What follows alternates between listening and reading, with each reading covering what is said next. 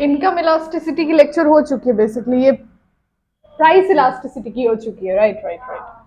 तो बच्चों, जो यूट्यूब पे आपका पहला लेक्चर दिख गया है वो प्राइस इलास्टिसिटी से रिलेटेड था। अब ये जो जा रहा है ये इनकम इलास्टिसिटी से रिलेटेड है। क्विक रिव्यू, प्राइस इलास्टिसिटी में मैंने बताया था कि यहाँ पे 5 तरह के प्राइस इलास्टिसिटी होती है। एक होती है जो कंप्लीटली इन इलास्टिक होती है, जिसमें मैंने आपको एग्जांपल दिया था दवाइयों का। दवाइयाँ इलास्टिक नहीं होती हैं, वो अगर मरीज को ज़रूरत है तो है। अब वो आप नहीं कर सकते कि उस दवाई की अगर प्राइस बढ़ गई तो मरीज को अच्छा एक काम करो अभी मर जाओ, अगले जन्म में तुमको दवा दिलवा दो, वो नहीं हो सकता है। और एक होता है कंप्लीटली इन इलास्टिक, जहाँ पे आप ये देखते हो कि थोड़ी सी प्राइस में चेंज आती है और कंज्यूमर कहीं और स्विच कर जाता है। मतलब हम मेजर नहीं कर पाते, इन्फिनिट चेंज आ जाती है डिमांड में।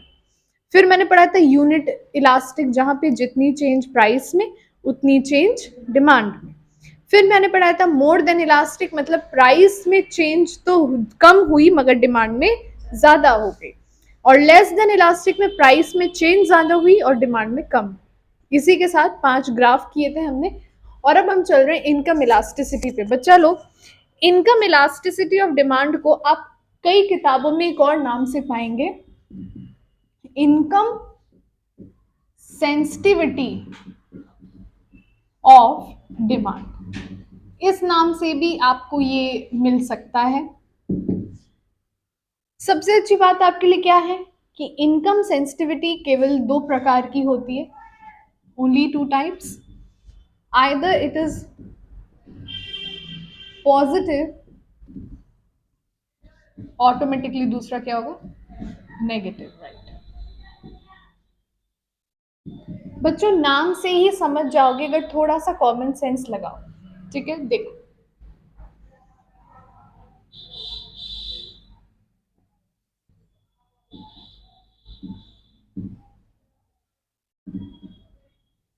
कि कौन है बच्चों, इनके हाथ में क्या है, देखो पैसा ही पैसा होगा। वो मीम याद है,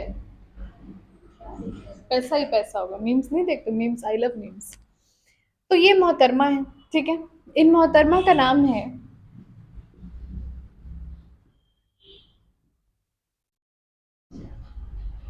शालिनी। ठीक है। अब एक कंपनी में ये जॉब करती थी, company A. Same working hours, same working scenario में इनको मिलता था कभी छोटा नहीं सोचने का, 35 lakhs। वाओ मैम, ऐसी लाइफ हो अगर, क्यों, काफी ऐसी जॉब्स होती हैं जो आपको देंगी। ठीक है। अब इसके बाद इस कंपनी को क्या कोई छोड़ना चाहेगा? बिल्कुल नहीं। पर अगर कोई कंपनी 40 लाख पर मंथ दे तब तो छोड़ेगा। Very good.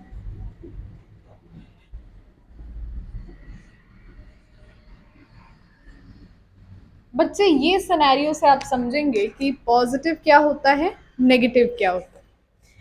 Positive elasticity income की ये दिखाती है कि जब कंज्यूमर की इनकम बढ़ रही है तब एक पर्टिकुलर गुड की कंजम्पशन भी बढ़ रही है। पर नेगेटिव इनकम इलास्टिसिटी दिखाती है जब कंज्यूमर की इनकम बढ़ रही है तो गुड की डिमांड घट रही है।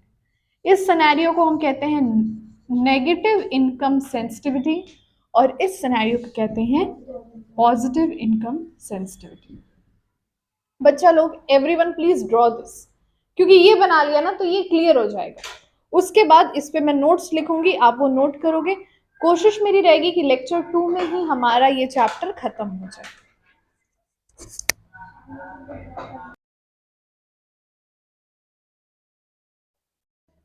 बच्चों, अब हमारा जो तीसरा टॉपिक है, तीसरी तरह की इलास्टिसिटी है, वो है cross elasticity. The change in elasticity of demand of one product due to change in price of other product. बहुत ध्यान से इस बात को देखेंगे भी और समझेंगे। देखिए, एक गुड्स के प्राइस में आए बदलाव की वजह से किसी और गुड्स के डिमांड में आया प्रभाव। अब यहां पे आप दो तरह, ऑटोमेटिकली जब तुम पॉजिटिव और नेगेटिव क्रॉस इलास्टिसिटी सीख जाओगे तो तुम्हें याद आ जाएगा कि अरे एक तो सब्स्टिट्यूट है और एक तो कॉम्प्लीमेंट्री है। देखिए,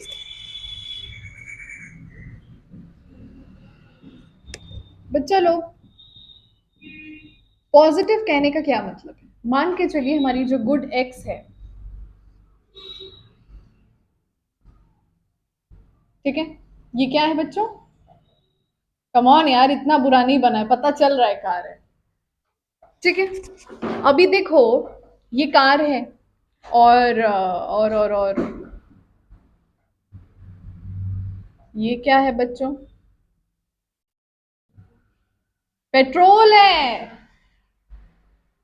बहुत रोस्ट करते हो तुम लोग मेरी ड्राइंग को। कार पेट्रोल, अगर कार की प्राइस बढ़ेगी तो पेट्रोल की डिमांड घटेगी। कार की प्राइस बढ़ेगी तो पेट्रोल की डिमांड घटेगी। क्यों? क्योंकि लोग कार खरीदेंगे ही नहीं, और जब हम कार नहीं खरीदेंगे तो पेट्रोल क्या करेंगे? पिएंगे? बिल्कुल नहीं पिएंगे। Don't even think about drinking the petrol. So यहाँ पे बच्चे ये सब्स्टिट्यूट्स का, sorry excuse me, this is not positive. पहले इस सिनेरियो को समझिए, ये क्या सब्स्टिट्यूट है कि कॉम्प्लीमेंट्री है?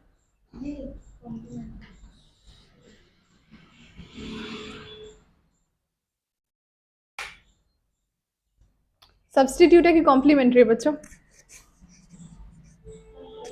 बताओ। मुझे तो लग रहा है सब्स्टिट्यूट है। क्यों आपको कॉम्प्लीमेंट्री लग रहा है? क्यों? बाइक पानी से चलती है बेटा? तो फिर बोलो।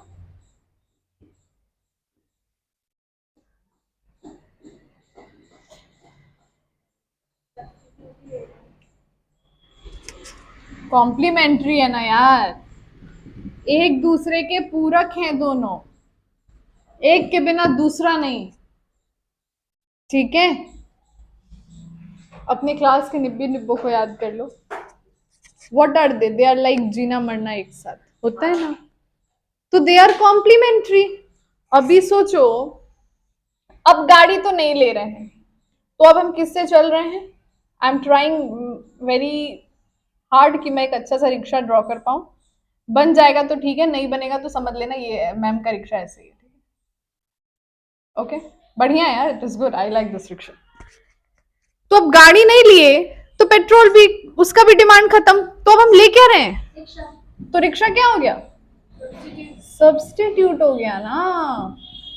इसके प्राइस में आया बदलाव, अगर इसके प्राइस में बदलाव दे रहा है, इसके डिमांड में बदलाव दे रहा है तो वो कॉम्प्लीमेंट्री है। पर इसके प्राइस में बदलाव आया, बदलाव अगर इसके डिमांड को बढ़ा रहा है तो ये सब्स्टिट्यूट है। अब जरा कॉमन सेंस लगाइए और बताइए इसमें से हम किसे पॉजिटिव कहेंगे और किसे नेगेटिव कहेंगे?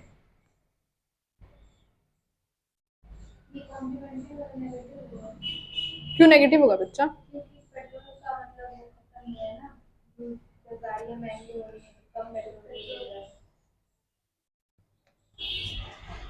फिर से सोचिए, इसकी डिमांड बढ़ रही है, इसकी घट रही है। अभी तुम ना पूरा क्रोनोलॉजी बदल दे रही है। समझ लो, एक तुक्का याद कर लो। जिस चीज की डिमांड बढ़ रही है, किसकी? सब्स्टिट्यूट की, वो पॉजिटिव है, और जिसकी डिमांड घट रही है, कॉम्प्लीमेंट्री, नेगेटिव है। इसी तरह से याद हो जाएगी बच्चे। ये ना थोड़ा कंफ्यूजिंग होता है क्योंकि हम समझ नहीं पाते हैं इसे पॉजिटिव कहें या इसे नेगेटिव कहें, क्योंकि वैसे तो दोनों की डिमांड गिर रही है तो हमें लगता है कि दोनों साथ चल रहे हैं तो पॉजिटिव, बट नहीं, कॉम्प्लीमेंट्री में आया बदलाव नेगेटिव है और सब्स्टिट्यूट में आया बदलाव पॉजिटिव है। क्लियर है? कितना बचा है भाई इस चैप्टर में बच्चा लोग? We have almost completed the entire theory. बस एक चीज आप लोगों को और समझानी है, और वो चीज है कि प्राइस इलास्टिसिटी को निकालने के लिए डिग्री ऑफ इलास्टिसिटी के 5 मेथड्स होते हैं। आपको पांचों पढ़ना है। क्वेश्चन किससे सॉल्व होगा बेटा? क्वेश्चन एक ही फॉर्मूला से सॉल्व होता है, बट बच्चे को आने के लिए सारे फॉर्मूलाज आने चाहिए। तो हमारा ये लेक्चर नंबर 2 गया है इलास्टिसिटी ऑफ डिमांड पे। लेक्चर नंबर 3 में हम कवर करेंगे methods of price elasticity of demand.